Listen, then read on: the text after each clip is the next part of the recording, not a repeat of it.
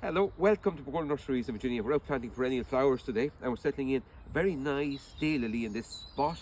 Now daylilies will grow in decent clumps like that, die down for winter and of course bounce back and come back year after year. Now the variety of daylily we're planting is an unusual one and it flowers over a long period of time. It's a variety called Pink Stripes. Now Pink Stripes has got pink stripes on its petals with hints of yellow and cream, and they flower for months, so summer, autumn flowering. We dug out a decent sized planting hole for it. We have some super tried planting fertilizer here to go in at the bottom of the planting hole, get it off to a good start in life. It produces transplant shock and will be slowly released for the plant. It's important to use a good planting fertilizer like super tried when you're planting all your plants.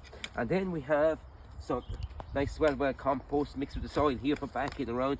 Soil was not that wonderful in this area, but this will make it good and the plant will thrive here for us. So we're going to take out our nice pink stripe daylily out of its pot, really tough and hardy, and then after a few years what we can do is split it up and with more plants to spread through our garden, you know, when the clump gets a decent size.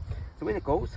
We settle it in, it's going to be in the same depth as the surrounding soil, and we have some super thrive planting fertilizer or some super thrives at the bottom and some swell compost and soil back in around again.